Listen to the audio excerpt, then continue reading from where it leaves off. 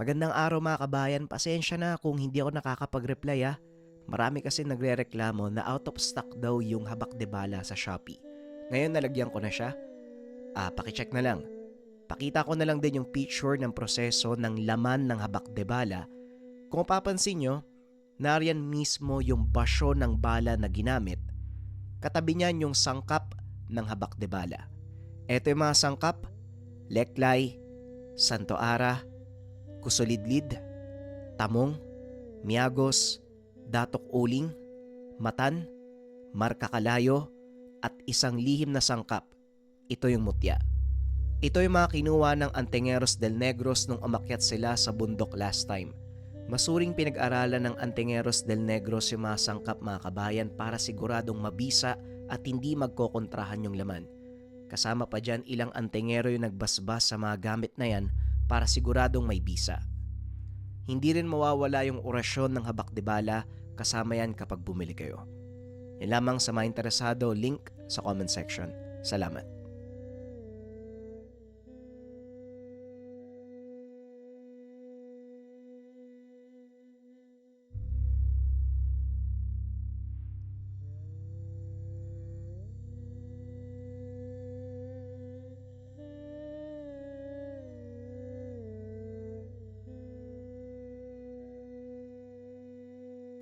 Ang kwentong ito ay hango sa totoong buhay.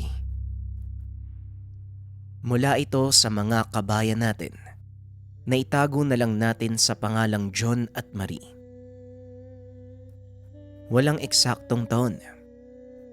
Probinsya ng Antique.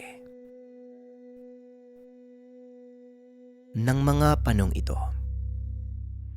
naninirahan sa isang liblib na bayan ang mag-asawang John at Marie.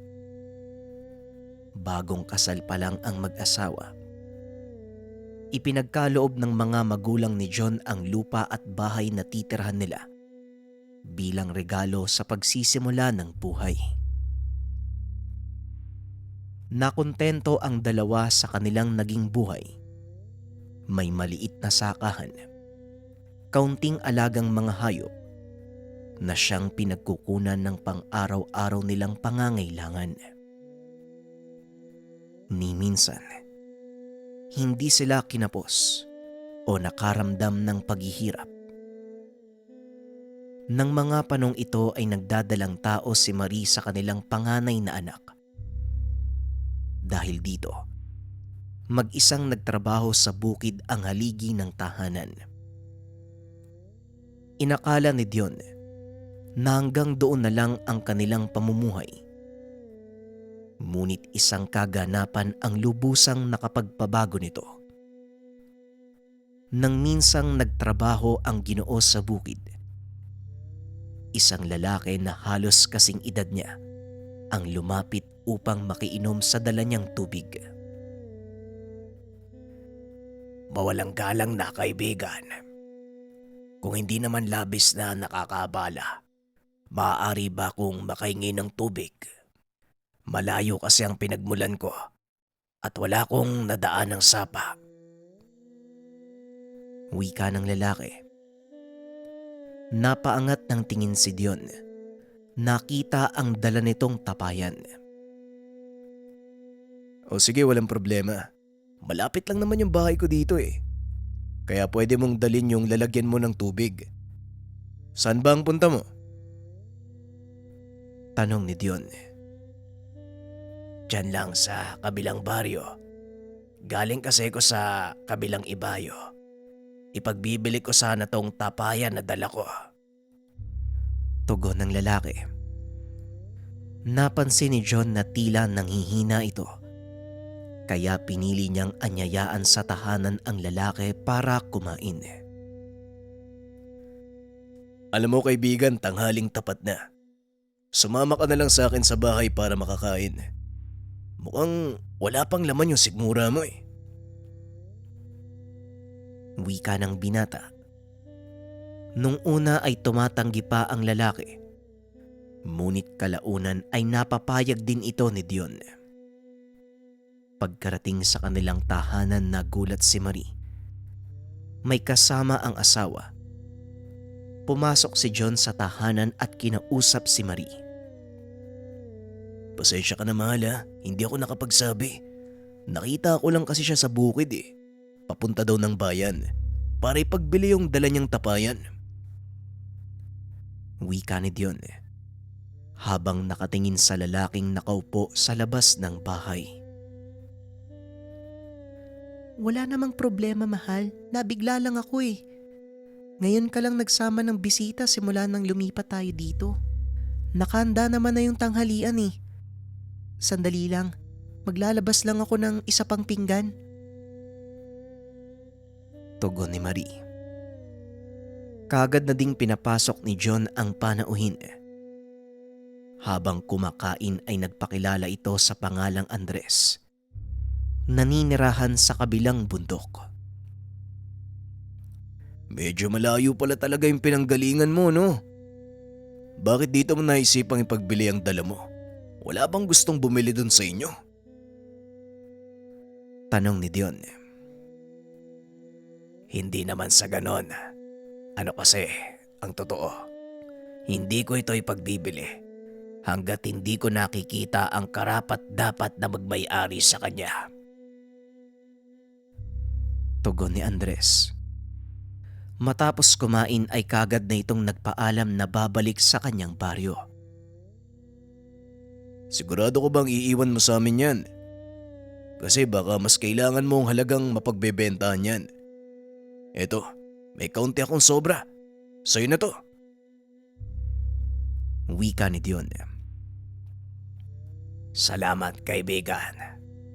Pero sapat na sa akin ang binigay niyong pagkain. Napakabuti mong tao. Naway pagpalaing ka ng Diyos. Sige na, mauuna na ako.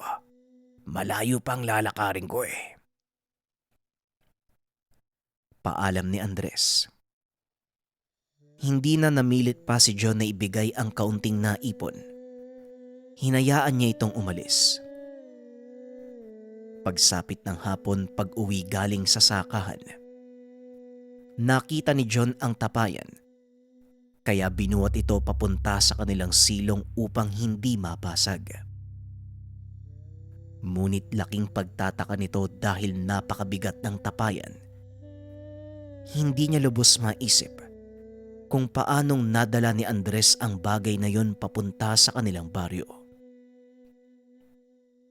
Pagsapit ng dilim, habang naghahandang matulog ang mag-asawa, napansin ni Marie na tila may kung anong kumikilos sa kanilang silong. Dali-dali nitong tinawag ang asawa. Pinatignan kung ano ang may gawa ng ingay. Lumabas si John. Tinignan ng silong, ngunit wala namang kung anong naroon. Maliban sa mga manok na naglilimlim at ang tapayang iniwan ni Andres. Wala namang kung ano dito mahal eh. Matulog ka na at ako nang bahalang magsara ng mga pintuan. Ubusin ko lang tong salabat na tinimple mo. Wika ni Dion. Sige mahal, pagkatapos mo dyan umakyat ka na din ha. Maaga ka pang gigising bukas. Tugon ni Marie. Panandali ang naupo si John sa kanilang sala habang umiinom ng salabat. Kaso nga lang nakarinig siya ng kaluskos mula sa labas.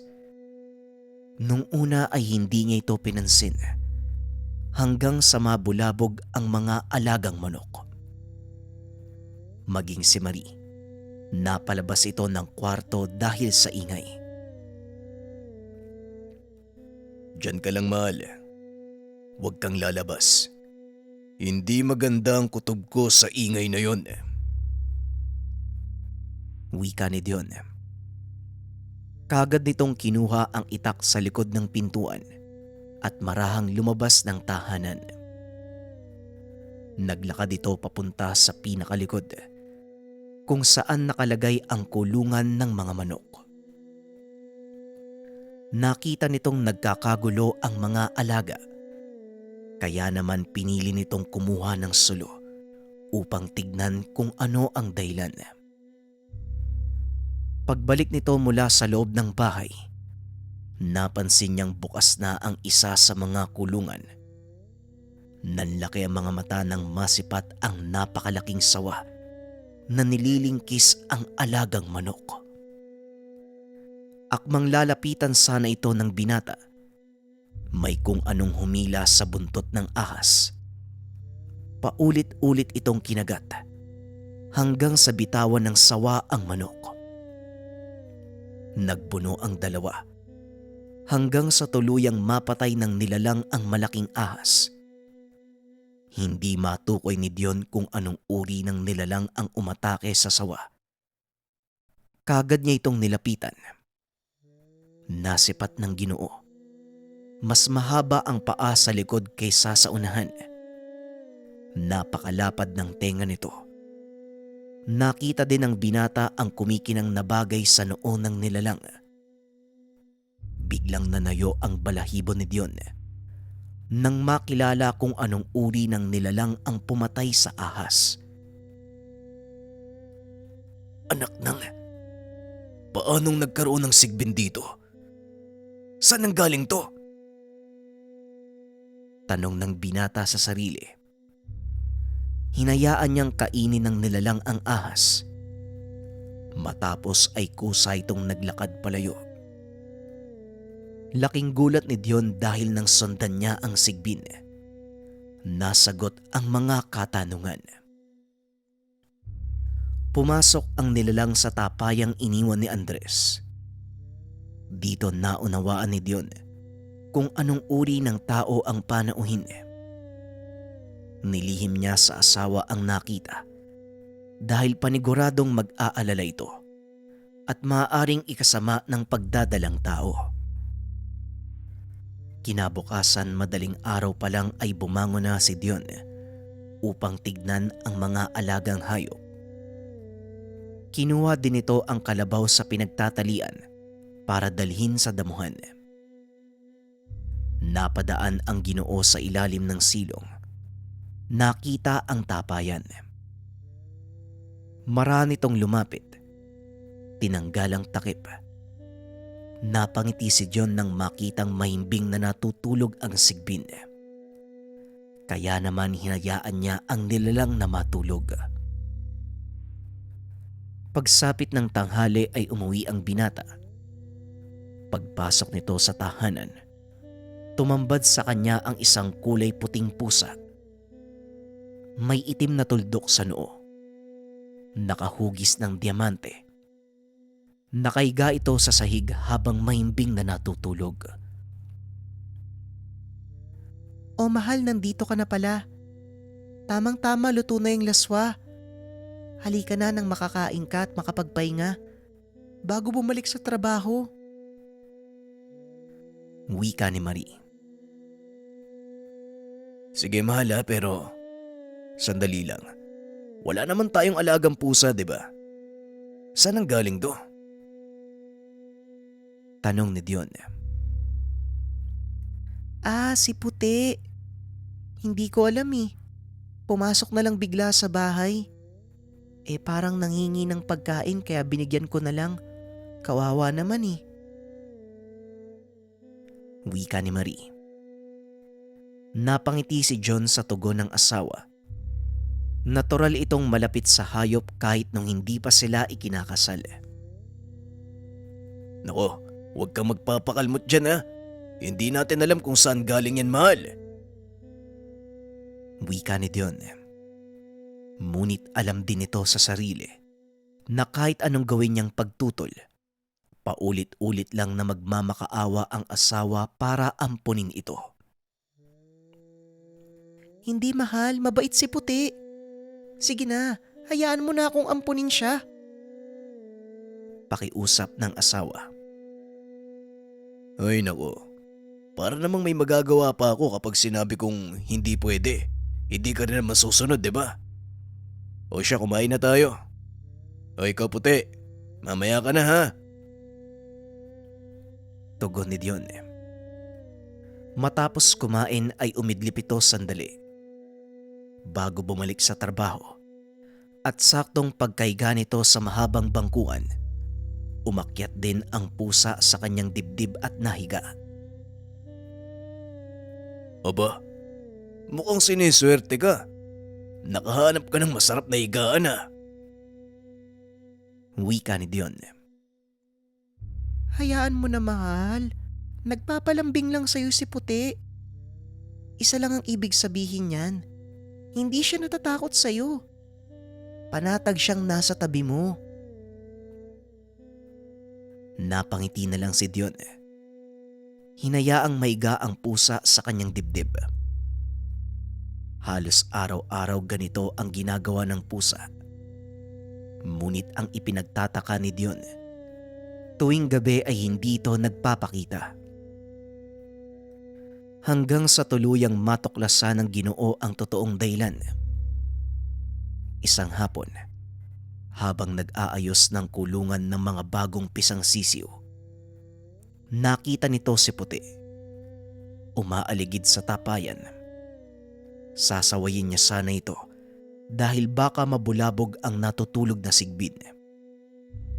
Ngunit laking gulat nito nang biglang magbago ng anyo ang pusa. Tumambad kay Dion ang sigbin. Napangiti ito at unti-unting naunawaan kung bakit malapit sa kanya ang pusa. Kaya naman pala eh. Ikaw pala yan eh. Ngayon alam ko na. Pero huwag kang magpapakita kay Maris sa ganyang anyo mo ha. Mamaya maging alanganin yung panganganak nun. Wika nito sa nilalang. Hindi akalain ng Ginoo na ito ang lubusang makakapagpabago ng kanyang buhay. Ilang araw na lang, aanihin na ang tanim nilang patatas. Kaya abala si John sa paghahanap ng bibili nito sa bayan. Naiwang mag-isa ang asawa sa tahanan. Kung minsan ay ginagabi ito pag-uwi. Hanggang isang araw ay hindi na malaya ni John ang oras. Naaliw ito sa pakikipag-usap sa bibili ng kanyang mga inani at halos maghahating gabi na nang makauwi. Habang papalapit sa tahanan, napansin itong balisa ang alagang kalabaw. Marahan niya itong nilapitan at pinakalma. Akmang maglalakad ito papunta sa tahanan nang mapansin ito na may gumagapang sa kanilang bubong. Marahang naglakad si Dion papunta sa tahanan nang biglang tumalon ang nilalang. Akmang papasok na sana sa pintuan nang bigla namang magpakita ang sigbin. Dinamba ang nilalang. Napaangil ito sa sobrang gulat, lalo na nang paghampasin ito ng buntot ng sigbin. Hindi na nagawa pang lumaban ng nilalang. Dali-dali itong tumakbo papasok ng tubuhan. Hinabol ito ng sigbin, ngunit hindi na nagawang abutan. Dali-daling pumasok si John sa tahanan. Nakahinga ng maluwag si John nang makitang natutulog ng baimbing ang asawa. Lumabas siya ng tahanan. Inantay ang pagbabalik ng sigbin. Kaso nga lang lumipas na ang ilang oras. Hindi pa nakakabalik ang nilalang. Nagsimulang mag-alala si John, kaya sinubukan niya itong hanapin. Bitbit ang sulo. Nilibot nito ang paligid. Kaso nga lang walang bakas ng nilalang. Nagpa siyang umuwi si John. Pagdating sa tahanan, napansin nitong kumikilos ang tapayan. Kaya dali-dali niya itong nilapitan upang tignan. Saka pa lamang napanatag ang kalooban nang makita ang sigbin na dinidilaan ang sariling buntot. Ang buong akala ko na paano ka na eh. Maraming salamat sa pagbabantay sa asawa ko ha. Sige na, magpahinga ka na. Bukas na bukas, may regalo ka sa akin. Wika ni Dion. Kagad na itong pumasok ng tahanan habang nakahiga sa tabi ng asawa. Iniisip nito kung ano ang maaring ibigay sa alaga. Walang kaalam-alam ang Ginoo sa mga ganitong bagay. Kaya nagtanong ito sa ilang kakilala sa pagbabakasakaling may nalalaman sila tungkol sa alaga. Kinabukasan maaga itong nagpunta sa bayan upang ipagbili ang mga aning patatas. Matapos magtinda, tumuloy ito sa kakilalang manggagamot. Hindi sigurado si John kung mapagkakatiwalaan ito, pero kailangan niyang subukan. Habang naglalakad, naghahanap ng paraan ng Ginoo kung paano niyang sasabihin ang tungkol sa alaga. Kailangan hindi siya mapaghinalaan. Pagkarating sa tahanan ng manggagamot, napansin ni John na napakaraming tao sa lugar. Kaya naman naisipan niyang umuwi na lamang at bumalik na lang maya-maya. Akmang aalis na sana ang Ginoo nang biglang marinig ang usapan ng dalawang kalalakian. Pinag-uusapan ng mga ito ang tungkol sa sigbin. Hindi kilala ni John ang mga ito.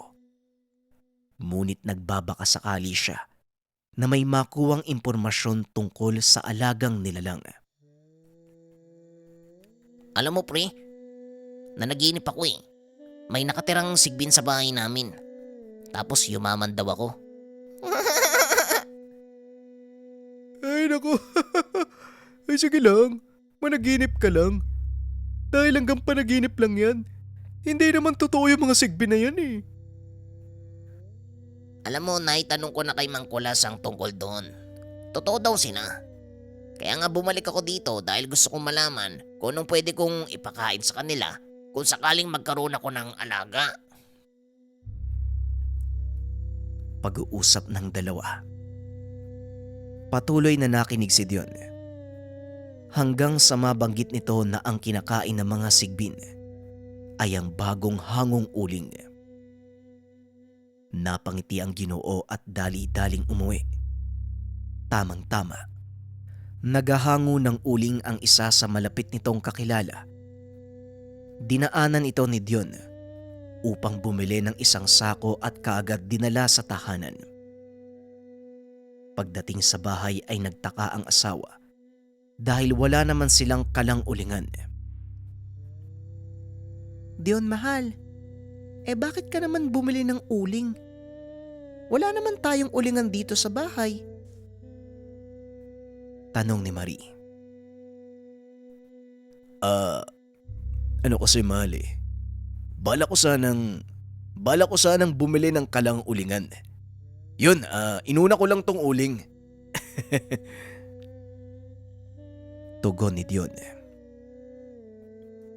Ay naku, puro ka talaga kalokohan. Bilisan mo't maligo ka na. Puro ka pa uling sa mukha mo. Oh. Pagkatapos mong maligo, kakain tayo ng tanghalian. Wika ng asawa. Dali-daling pumunta sa silong ang Ginoo. Inilapag ang uling sa tabi ng tapayan. Kaibigan, pagpasensya mo na tong regalo ko sa'yo ah. Ngayon ko lang naibigay kasi hindi ko alam na... Uling? Uling ang kinakain ng mga sigbin? Biglang napatayo si Dion nang marinig ang boses ng asawa. Hindi nito akalaing alam ni Marie ang tungkol sa alaga. Mahal, alam mo yung tungkol sa sigbin? Tanong ni Dion. Oo naman. Alam ko na simula pa nang dumating si Puti sa bahay. Sino namang hindi magtataka? May alaga kang pusa sa umaga tapos biglang nawawala sa gabi. Kinabukasan, makikita mo na lang na lumalabas sa tapayan. Tugon ni Marie. Huwag kang maingay. Mamaya may makarinig sa atin eh. Teka, nasan si Puti? Wika ni Dion habang hinahanap ang alagang pusa ng asawa. nandun sa kwarto, sa magiging kuna ng anak mo. Gusto niyang mahiga doon kapag wala ka eh. Tugon ni Marie. Pumasok sa kwarto ang Ginoo.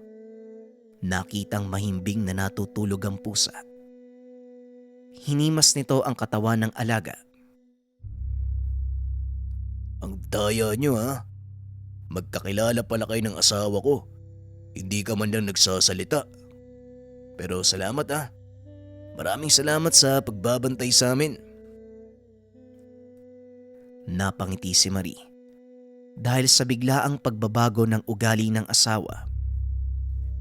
Kung noon ay ayaw nito sa mga pusa dahil palaging pinapatay at kinakain ng mga ito ang mga alaga niyang sisiw. Ngunit ngayon, halos hindi sila mapaghiwalay ng alaga. Bakit bigla mong nagustuhan si Puti? Dahil ba alam mo na hindi siya pangkaraniwang pusa? Tanong ng may bahay. Napangiti naman si John sa sinabi ng asawa. Hindi yun, mahal. Oo, alam kong hindi siya pangkaraniwan. Pero nakita ko rin kung paano niya tayong pinoprotektahan. Kaya naisip ko na mabait sa atin ang sigbi na ito. Kailangan ko siyang pakitaan ng kabutihan dahil yon ang pinapakita niya sa atin. Tugon ni Dion. Ngunit hindi lang doon nagtatapos ang hiwagang nangyayari. Hanggang sa sumapit ang kabuhanan ni Marie. Kasalukuyang nagkakape ang asawa nang biglang indahin ni Marie ang tiyan. Arik, mahal, manganganak na yata ako. Ang sakit na ng tiyan ko eh. Wika ni Marie.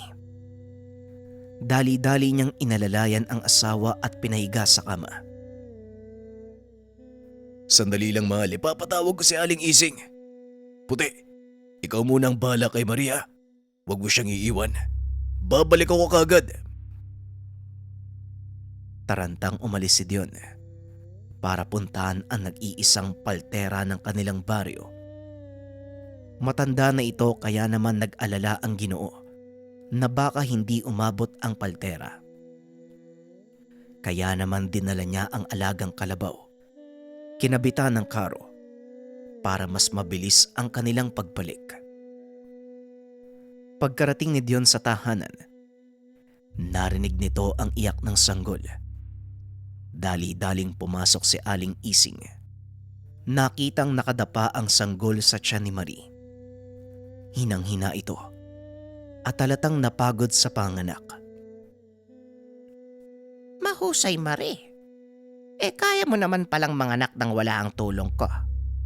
Sandali, puputulin ko lang ang pusod ng...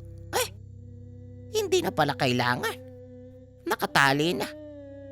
Teka lang, buhok ba itong nakatali sa pusod ng anak mo? Wika ni Aling Ising. Nagtaka si Dion kung sino ang may gawa nito. Ngunit kahit papano naging masaya ang mag-asawa dahil ligtas na naisilang ang kanilang panganay.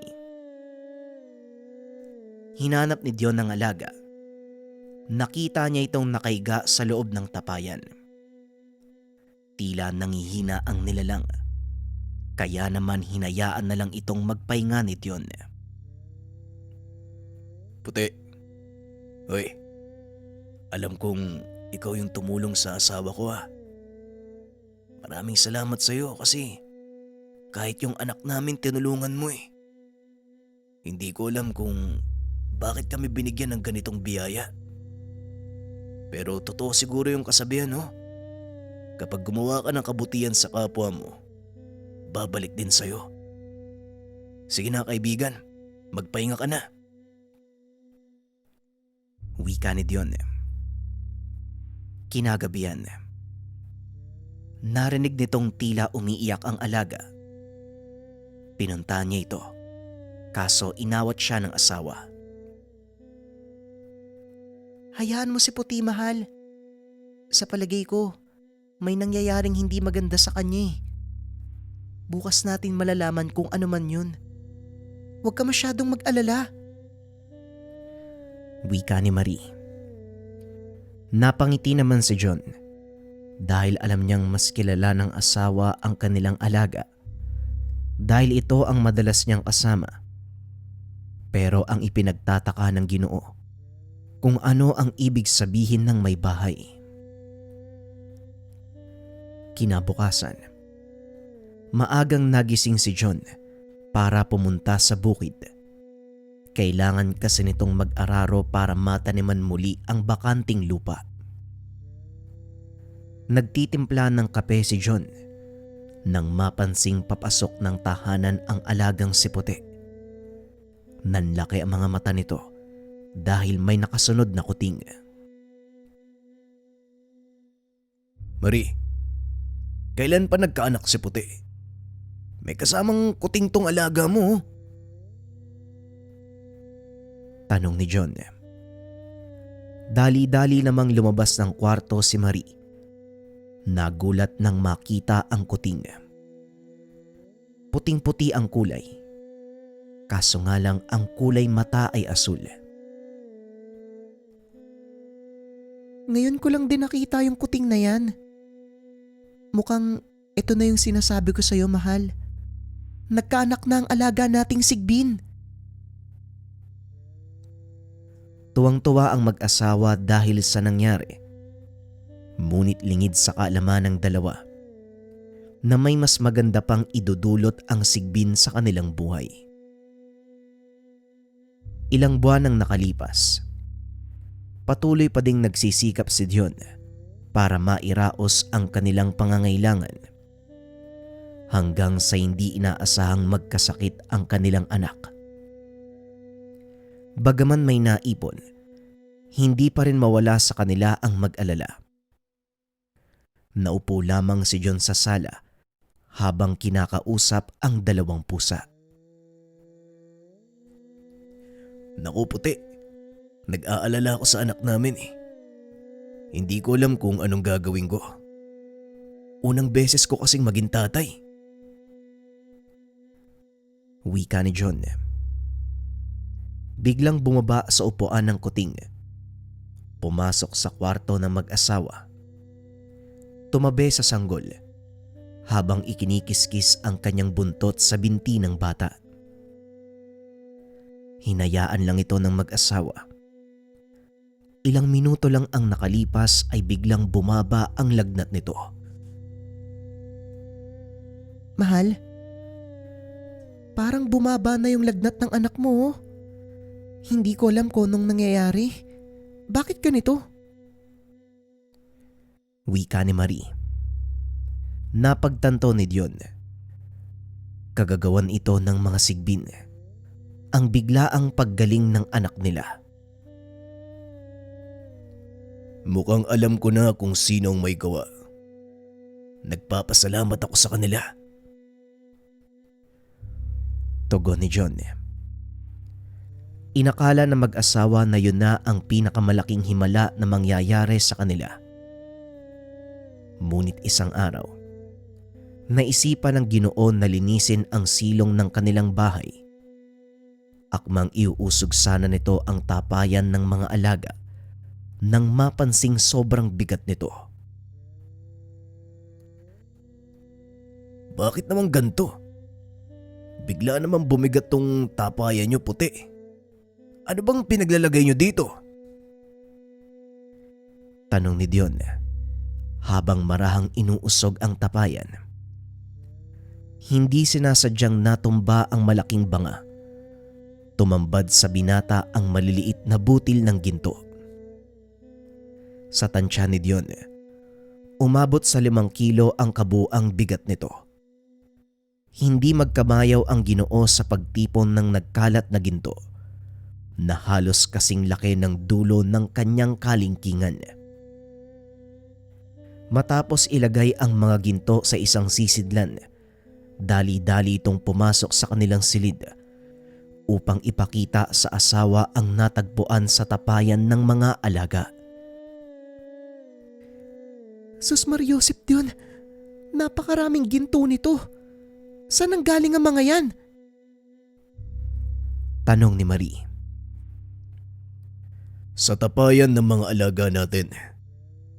Sa wakas, mahal, makakaahon na tayo sa kahirapan.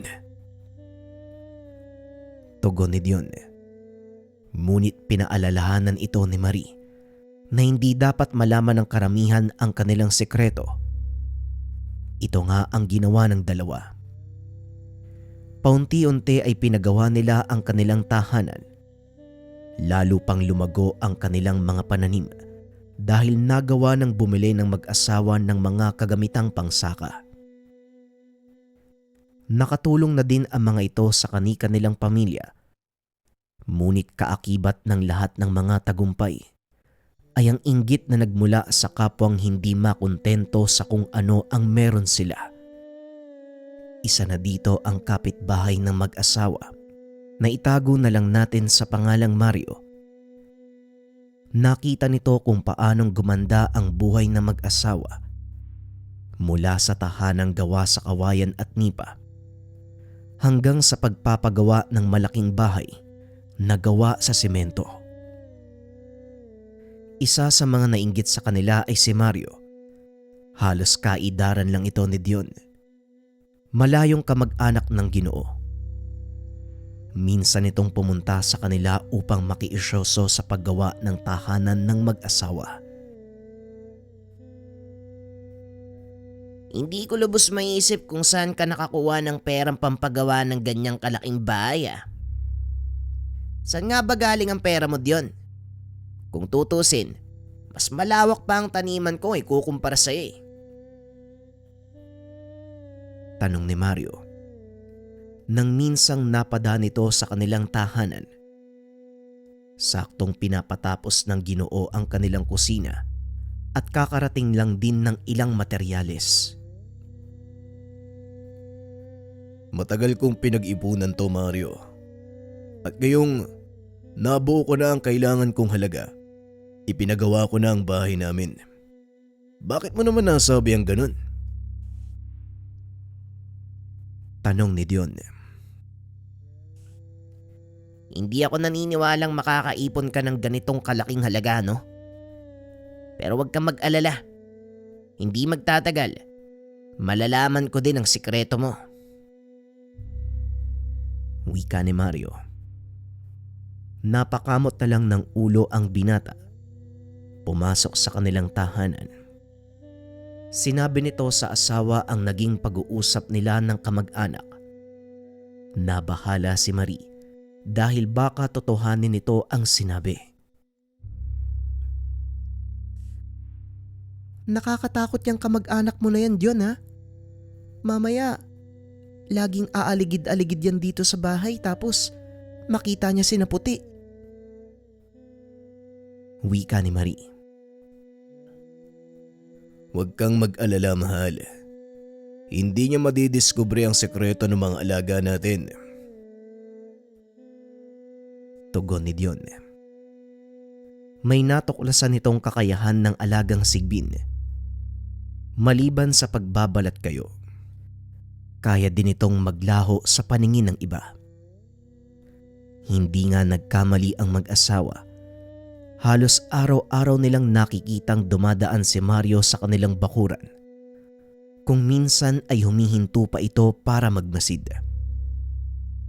Nahuli pa ito mismo ni Dion, kaya medyo nairita siya. Isang araw, kinausap ng Ginoo ang mga alaga. Hindi ito makapaniwala sa naging resulta. Puti, alam mo, naaalibadbara na ako sa kamag-anak kong si Mario eh. Araw-araw ko nang nakikitang dumadaan dito at kung minsan, nahuhuli ko pang pumasok sa bakuran. Meron ka bang pwedeng gawin sa kanya? Wika ng binata habang hinihimas ang likod ng alagang pusa. Kinagabihan ay muli na namang napadaan si Mario.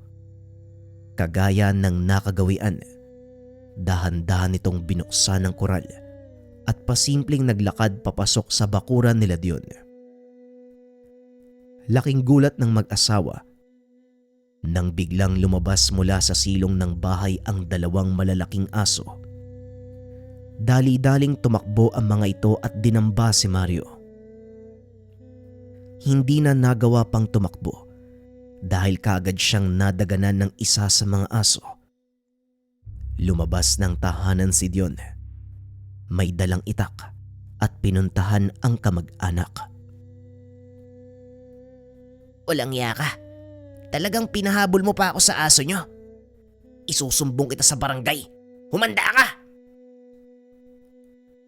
Wika ni Mario habang patuloy na pinipigilan ang nguso ng isa sa mga asong nakadagan sa kanya. Mario, ikaw ang pumasok sa pamamahay ko. At talagang ikaw pa ang may lakas ng loob na magreklamo. Kung tutusin, pwede na kitang saktan. Nasa loob ka ng bakuran ko. Ano sa palagay mo ang iisipin ng taga-barangay kung sakaling magsumbong ka? Pinahabol kita sa aso dahil pumasok ka ng walang pahintulot sa bakuran ko. Mag-isip ka muna bago ka gumawa ng desisyon. Tugon ni Dion. Hindi na nakapagsalita si Mario, kaya dali-daling kumuha ng tali ang Ginoo. Iginapos ang kamay at paa nito. Walang iya ka. Anong gagawin mo sa akin? Bakit mo ko tinatali? Tanong ni Mario. Iginapos ito ng Ginoo sa isang puno at kaagad nagpunta sa bayan. Humingi ng tulong sa otoridad. Kaagad hinuli ng mga ito si Mario sa salang pangloloob. Mabuti naman at ikaw na ang nakahuli Dion. Matagal na naming minamanmanan tong kamag-anak mo na yan eh. May ilan din nagsasabi sa kanya sa presinto, may mga nagre-reklamo. Hindi lang makakuha ng sapat na ebidensya. Buti, ikaw na ang gumawa ng paraan. Wika ng pulis. Ganun po ba, sir? Oo nga po, tama kayo. Mabuti po kung ganun. Kaysa makapanakit pa to ng tao. Salamat pala sa pagpunta nyo ha. Kayo na pong bahala sa kanya. Tugon ng binata. Kaagad na ding dinala ng mga pulis si Mario sa presinto. Ngunit bago pa man ito makaalis, muli siyang nagbanta kay Dion. Umanda ka sa akin. Sa oras na makalaya ko, pagsisisiyan mo ang lahat ng nangyari. Wika ni Mario. Napangiti na lang si Dion dahil alam niya na wala itong magagawa. Ngunit kinabukasan, pumunta sa tahanan ng mag-asawa ang ama ni Mario na itago na lang natin sa pangalang Mang Delio. Abat talagang napakayabang mong bata ka. Ipinakulong mo ang anak ko. Ang kapal ng mukha mo. Sino ka ba sa akala mo ha? Bungad ng matanda habang binubunot ang kanyang itak. Kasalukuyang nagkakape sa bakuran ang mag-asawa habang kalong-kalong ni Marie ang kanilang anak. Tio Delio, mukhang maaga pa lang ang init na ng ulo mo ah. At saka baka nakakalimutan mong nasa loob ka ng bakuran ko. Wala ka sa lugar para bumunot ng itak dito. O baka gusto mong matulad din sa pamangkin mong anak. Wika ni Dion habang pilit na pinapakalma ang dalawang malalaking asong nakaupo sa tabi niya. Napalunok ng laway ang matanda at muling ibinalik ang itak sa sisidlan. Ayos ka din ano? Yumaman ka lang. Akala mo kung sino ka. Wala nang pakialam sa mga tao sa paligid mo.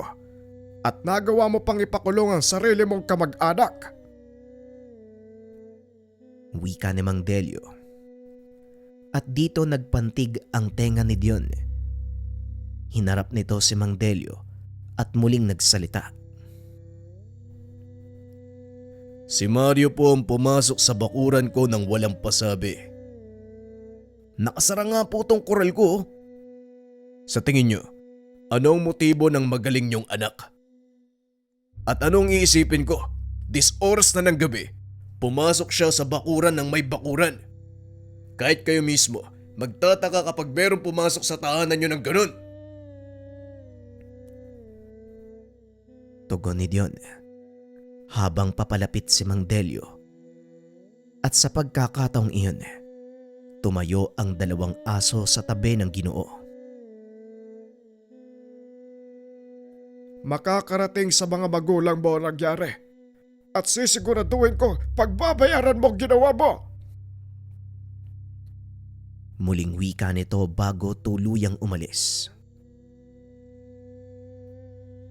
Ugali ba talaga ng mga kamag-anak mong pumasok sa bakuran ng may bakuran? Nakakatakot ang mga yan, Dion. Baka mapano kami ng anak mo. Wika ni Marie. Huwag kang mag-alala, mahal. Hindi tayo papabayaan ng mga kaibigan natin. Tugon ni Dion. Hindi nagtagal ay kumalat nga ang nangyari kay Mario. Siniraan ni Mang Delio ang mag-asawa sa mga kababaryo. Ngunit wala ni isa sa mga ito ang naniwala sa matanda. Kilala ng mga tao ang reputasyon ng pamilya ni Mario at alam din ng mga ito na mabuting tao ang mag-asawa. Nakarating din sa mga magulang ni Dion ang nangyari, pero sa halip na pagalitan, natawa lang ang mga ito sa ginawa ng mag-asawa. Sa paglipas pa ng mga taon, lalo lang gumanda ang buhay nila Dion. Nagawa ding makabili ng binata ng lupaing pinagtaniman ng saging. Kalaunan, naging taga-angkat ng mga gulay ang mag-asawa na dinadala naman sa syudad. Sa kabila ng karangyaan, hindi nakalimutan ng mga ito ang lumingon sa pinanggalingan. Ilan sa mga kamag-anak ang kanilang natulungang umangatang buhay. Inakala ng mga ito na wala nang manggugulo pa. Ngunit sa hindi inaasahang pagkakataon, isang kaganapan ang kamuntikang maglagay sa kanila sa peligro. Nang mga sandaling ito, nag-angkat ng gulay si Dion. Naghahandang ibiyahe papuntang syudad. Madaling araw pa lang ay gising na ang mag-asawa. Naghahanda na ng almusal si Marie nang matanaw nito mula sa bintana na may mga taong paparating. Marahang naglalakad ang mga ito papunta sa sasakyan at tila may kung anong inilagay dito. Lalabas na sana si Dion para paandarin ang sasakyan nang bigla itong harangin ng alaga. Puti, mamaya na tayo maglaro. Kailangan ko magdala ng mga gulay sa bayan. Wika ng Ginoo. Kaagad namang pinunta ni Marie ang asawa. Sinabi ang mga nakita. Mahal, huwag ka munang lumabas ng bahay. May nakita kasi ko kanina mga taong umaaligid sa sasakyan mo. Sa palagay ko nandyan pa din sila. Baka kung anong gawin sa iyo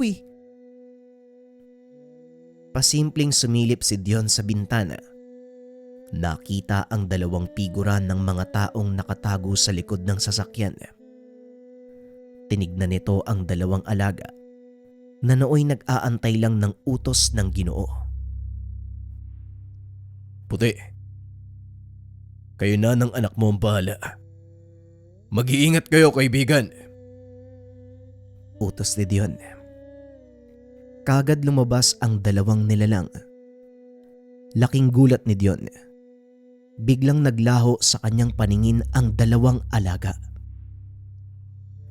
Nagantay si John sa susunod na mangyayari. Ilang minuto lang ay narinig nitong nagsisigawan ang mga taong nagtatago sa likod ng truck. Lumabas ang isa at nagmamakaawa. Ngunit ilang sandali lang ay nangisay ito na tila ba kinukuryente. Maya-maya ay lumantad ang isa pa na parang may kung anong nakasabit sa likod.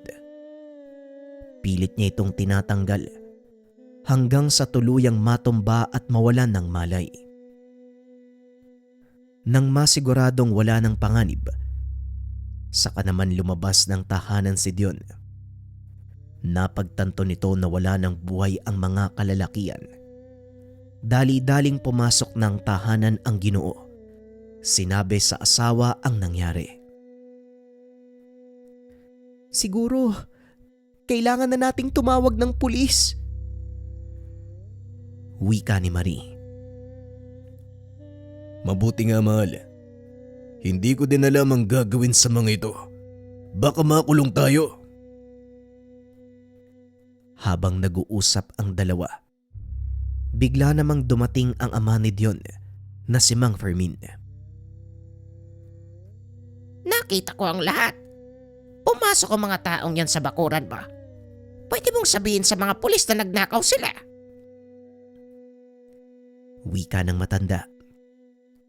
Dali-dali namang pumunta ng bayan si Dion. Inulat sa kapulisan ang nangyari.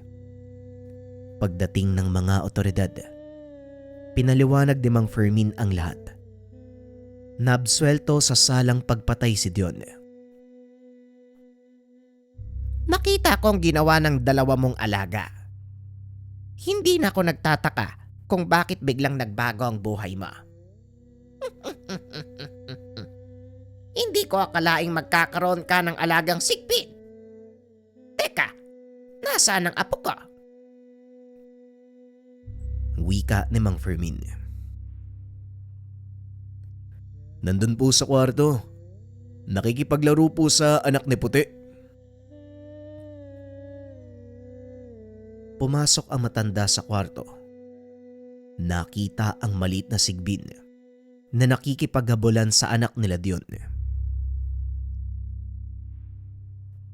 Magkasabay silang ipinanganak ng panganay ko, tay. Kaya malapit sa anak ko ang batang sigbi na yan. Wika ni Dion. Nagulat si Mang Fermin sa sinabi ng anak.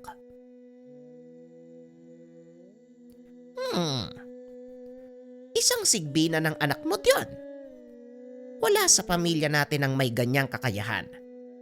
Magpasalamat ka at alagaan mong mabuti ang mga sigbi na yan dahil malaki ang may tutulong nila sa pamumuhay mo. Tugon ng matanda. Sa mga hindi nakakaalam, ang mga sigbinan, mga taong isinilang na may kaakibat na sigbin o hindi naman kaya napili ng sigbin para maging Panginoon nito. Sinasabi din na ang mga sigbinan may kakayahang manggamot o manakit gamit ang kanilang mga alaga. Depende sa lakas ng sigbinan kung minsan ay nagiging unlaon pa ang mga alaga nito. Ang mga unlaon, pinakamataas na uri ng sigbin. Kadalasan sila ang namumuno sa isang kawan o hindi kaya naman nagahari sa isang teritoryo. Sinasabing ang mga taong nagmamay-ari ng mga unlaon, itinuturing din na pinakamataas na sigbinan. Matapos ang pag-uusap, kagad nang umuwi ang ama ni Dion. Napagkasunduan ng mag-asawa na lumipat ng tirahan. Ilang buwan ang nakalipas. Nakabili ng lupa ang binata sa kabilang probinsya. Nagpatayo ito ng bahay doon at piniling manatili sa lugar. Walang nakakakilala, walang nakakaalam ng lihim nila. Kaya nagawang makapamuhay ng maayos ng mag-asawa. Kagaya ng sinabi ni Mang Fermin, naging malakas sa sigbinan ang anak ni Dion. Nagawa nitong magtatag ng isang malaking kawan ng mga sigbin at kalaunan kinilala sa kanilang lugar bilang isang manggagamot. Tuloy pa rin sa pagtulong ang mag-asawa. Kalaunan ay tumakbong alkalde si Dion dahil na din sa udyok ng mga taong natulungan. Kinilala ito bilang huwarang pinuno ng kanilang bayan. Maniwala kayo o hindi, sa sariling bulsa ng binata kinukuha ang pondong ginagamit sa mga proyekto. At ni minsan, hindi ito umasa sa nasyonal na pamahalaan. Kung meron mang dumarating na pondo, sinisigurado ni Dion na napupunta ito sa mga tao. Marami ang hindi makapaniwala sa kwento ng buhay ni Dion. Ngunit may ilang nakapagpatunay ng kanilang kabutihang nagawa. Maging ang anak ni Dion, kinilala hindi lang sa larangan ng panggagamot, kundi bilang isang mabuting tao. Sinundan nito ang yabag ng mga magulang. Bagaman marami pa rin ang naiinggit sa kanilang pamilya, patuloy lang sa ginagawa sina Dion. Hindi nila pinansin ang mga panglilibak at paninira. Sa halip ay tinuon nila ang atensyon sa mga taong nangangailangan ng tulong. Wala na ring pakialam si Dion kung maubusan man ng kayamanan, dahil alam niyang sa kabutihan naman ito napupunta. Alam din ng butihing Ginoo na ang lahat ng biyayang ito ay pansamantala, kaya mabuti nang ibahagi niya sa iba ang natatanggap na kaginhawaan. Sa paglipas ng panahon, namayapa ang mag-asawang Dion at Marie. Wala na ring nakakaalam kung saan napunta ang mga alaga nilang sigbin. Samantalang ang anak nila na itago na lang natin sa pangalang Elmar, patuloy pa ring nanggagamot. Pinili nitong mamuhay ng simple kasama ang sariling pamilya. Wala ding nakakaalam kung may mga alaga pa itong sigbin. Ang alam lang ng mga nakakakilala sa kanya, anak siya ng mabait na mag-asawang Dion at Marie. Nagpa siya sa Elmar na ibahagi ang kwento ng kanyang mga magulang para ipaalam sa lahat na mali ang pagkakakilala natin sa mga sigbin. Nasa tao kung paano nilang titignan ang mga nilalang na ito. Pero sa karanasan ng mag-asawang Dion at Marie, ipinakita nilang may kabutihang maidudulot ang mga sigbin. Hindi sila kailangang katakutan, sa halip kailangan silang irespeto. Dahil kagaya natin, may mga buhay din sila at damdamin. Sumainyo ang karanasang ibinahagi ni Elmar tungkol sa kanyang mga magulang at sa taong nagbigay sa kanila sa biyaya ng sigbin.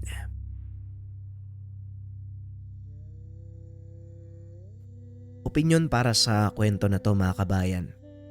Nagsimula lang naman lahat dahil sa simpleng pagbibigay ng tulong ni Dion, yung taong nagbigay sa kanila ng munting tapayan. Nasabi kasi nung tao na yun na hindi niya naman talaga pinagbebenta yung tapayan eh. Parang nag-aantay lang talaga siya ng taong tutulong sa kanya para malaman kung karapat dapat ba ito doon sa sigbin. Nakita naman natin sa kwento kung paanong binigay na lang yung tapayan nang dahil sa simpleng pagtulong niya sa tao, napakalaki ng bumalik sa kanya. Pero hindi pa ito usapin ng kung ano yung babalik sa atin kapag tumulong tayo. Ang pinaka magandang mararamdaman kasi natin kapag tumulong tayo sa iba, yung napapasaya natin yung tao, gumagaan yung buhay nila. Kapag yung kasi naranasan natin, mga kabayan, walang halaga ang makakapantay sa ganung usapin. Muli, maraming salamat sa pakikinig ng ating kwento. Abangan pa ang mga susunod na storya dito sa ating channel. Nga pala, kamusta pala yung bago nating thumbnail? Kung makikita nyo, nag-iba ko ng style. Okay ba siya? Mas maganda pa siya? Sana comment kayo ng inyong opinion. Salamat.